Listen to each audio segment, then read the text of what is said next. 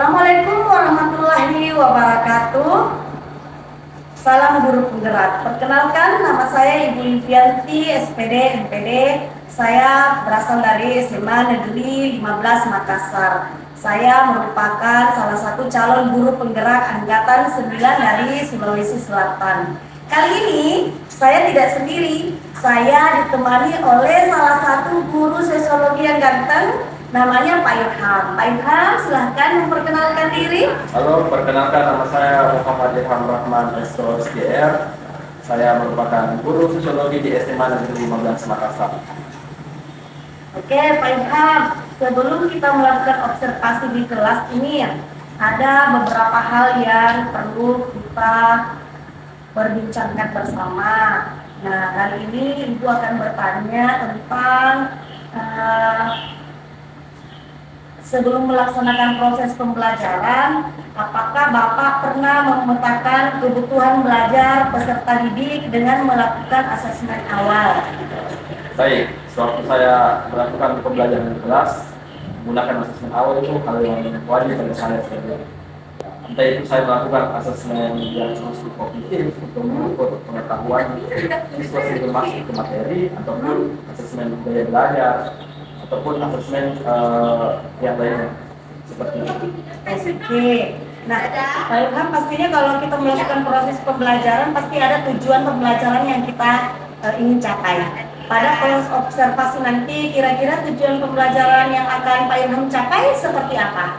Baik, untuk tujuan pembelajaran sendiri itu ada unsur pengetahuan, keterampilan, dan sikap. Tapi saya di sini memetakannya lebih ke pengetahuan dan keterampilan. Ada yang pertama itu secara peserta didik mampu menganalisis pengertian tindakan individu dan tindakan sosial menurut Max Weber dengan tepat melalui pemberian materi oleh pendidik. Yang kedua ada melalui diskusi kelompok, peserta didik diharapkan mampu membedakan 4 jenis tindakan sosial. Dan yang ketiga ada peserta didik diharapkan mampu melakukan identifikasi contoh 4 tindakan sosial menurut Max Weber dengan tepat melalui diskusi kelompok. Hal ini sudah memenuhi unsur ABCD dalam penulisan. Wah, luar biasa ya Pak Ilham. Nah, kira-kira area pengembangan yang ingin Pak Ilham capai atau ingin Bapak observasikan di kelas seperti apa? Lihat dari pengetahuan, keterampilan mungkin atau sifat? Baik, untuk pengetahuan sendiri tentunya saya menginginkan pengetahuan peserta didik itu bertambah selama ikut pembelajaran di kelas saya. Makanya saya mengadakan pretest kognitif di awal, karena kita bisa mengukur dengan jelas, karena kita melakukan post-test 2 di akhir sebelum refleksi pembelajaran. Nah, lebihnya untuk keterampilan sendiri saya menggunakan pembelajaran yang aktif, sehingga saya sebenarnya feel yang saya inginkan pengetahuan siswa itu bertambah melalui kegiatan penugasan kelompok, yaitu keterampilan. Jadi penugasan kelompok ini diharapkan siswa terampil tapi pengetahuannya juga bertambah seperti itu. Oke. Untuk sikap sendiri, saya lebih mengobservasi siswa saya sendiri, apa yang dia lakukan di kelas, memang tingkah lakunya itu sudah saya cepatkan di penugasan pembelajaran. Oke Pak Ilham. Nah, Ibu juga mau mendengar nih, saya mau mendengar bagaimana rancangan pembelajaran yang Pak Ilham ingin terapkan di kelas nanti. Mungkin dari segi strateginya, model pembelajarannya, atau metode pembelajaran yang mungkin Pak Ilham akan dilaksanakan di kelas. Baik, kita berangkat dari model pembelajaran. Ya. Kalau model pembelajaran yang saya gunakan itu cooperative learning.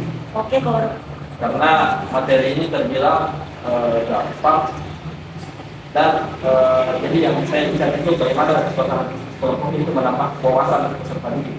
Wow. Kira seperti itu.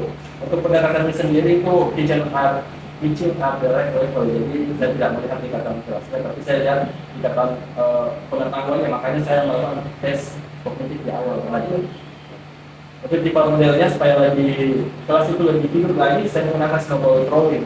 Dimana itu saya dalam kelompok itu biasa kan cuma aja presentasi. Iya. Tapi di sini saya membuat LKPD, tiga kelompok menuliskan pertanyaannya, nanti dijawab oleh kelompok lain. Dan cara menjawab itu dilempar-lempar ke kelompok lain. Jadi medianya ada yang KPD yang lain Ya, medianya ada KPD dan juga menggunakan belangko krisis. Jadi media pembelajarannya yang akan digunakan pada Pak Ilham berarti ada LKPD-nya, juga ada khususnya ya Pak Ilham? Ya, betul. Nah, kira-kira kapan ini Pak Ilham akan melaksanakan kegiatan pembelajaran di kelas, kemudian di hari apa atau di kelas berapa, dan juga jam berapa akan dilaksanakannya Pak Ilham? Baik, tentu saya akan mengajar di kelas 10, jadi kelas 10 yang saya ajar itu ya 10 sampai 10.05 sebelum saya akan mengajar. Harinya tentunya akan mengikuti jadwal. Jadi pada saat perjalanan saya tadi itu dari Senin sampai Rabu saya mengajar di kelas 10. Ya begitu, nanti saya akan datang ke kelasnya Pak Ilham untuk melaksanakan observasi langsung di kelas atas kegiatan pembelajaran yang Pak Ilham melaksanakan di kelas. Jadi tahap praobservasi ini adalah tahap di mana kita berbincang-bincang bagaimana persiapan Pak Ilham nanti sebelum tahap observasi di kelas. Seperti itu ya Pak Ilham. Nah ini sebelum kita akhiri perbincangan kita pada siang hari ini, kira-kira apa yang Pak Ilham dapatkan atau peroleh dari hasil percakapan kita pada siang hari ini? Ya, yang saya peroleh itu kita melakukan sharing ya.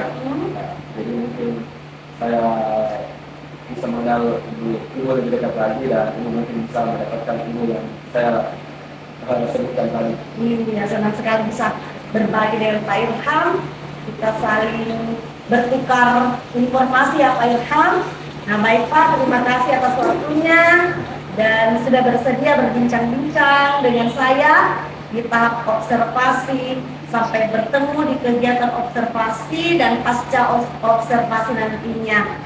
Demikian percakapan kami hari ini. Sampai bertemu lagi di kegiatan observasi langsung di kelas dan juga kegiatan pasca observasi. Assalamualaikum warahmatullahi wabarakatuh.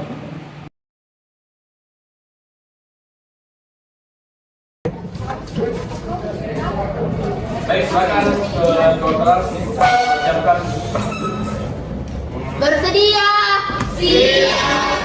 Beri salam. Assalamualaikum warahmatullahi wabarakatuh. Waalaikumsalam warahmatullahi wabarakatuh. Silakan. Sebelum memulai pembelajaran, mari kita berdoa. Doa dimulai. Jadi gambaran hari ini kita itu akan melakukan kerja kelompok, tapi bukan naik seperti biasa presentasi, kerja tugas, presentasi tidak, tapi kita akan melakukan permainan belajar sambil bermain menggunakan metode snowball throwing. Mungkin baru dengar, jadi sebentar kalian itu akan saya suruh buat soal dan kelompok lain menjawab. Tapi itu tempatnya di kalian. Sebentar ada ketua kelompok yang saya akan tunjuk. Jadi saya akan membagi kelompok.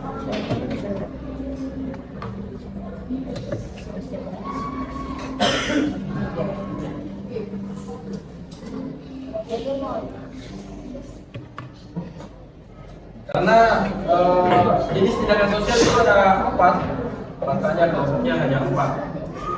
Ceritanya adalah pembelajaran pada hari ini. Saya tahu kemampuannya, saya bagi kelompok. Jadi tidak ada kelompok yang jago semua, tidak jago semua. Silakan kelompok 3 melempar pertanyaan ke kelompok 1, sebaliknya juga.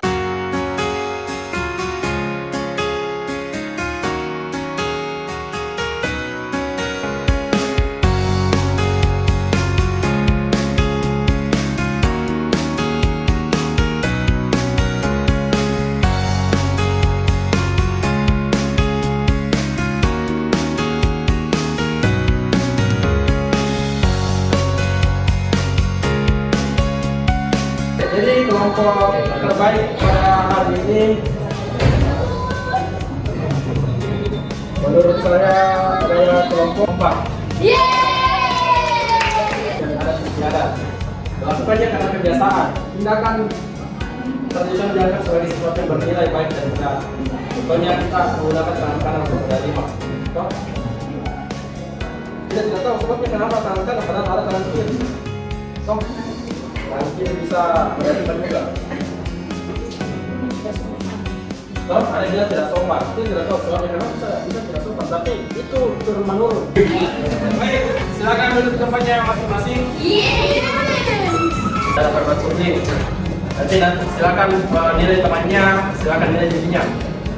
Dan saya juga yang itu juga refleksi mengenai apa kekurangan saya ataupun apa yang kalian dapatkan pada pembelajaran hari ini. Oke. Selanjutnya minggu depan itu kita akan mempelajari materi hubungan sosial. Baik, selanjutnya saya mengatakan ke kelas untuk menutup kelas pada hari ini. Bersedia? Siap. Sebelum mengakhiri pembelajaran, mari kita berdoa. Doa dimulai. Doa selesai.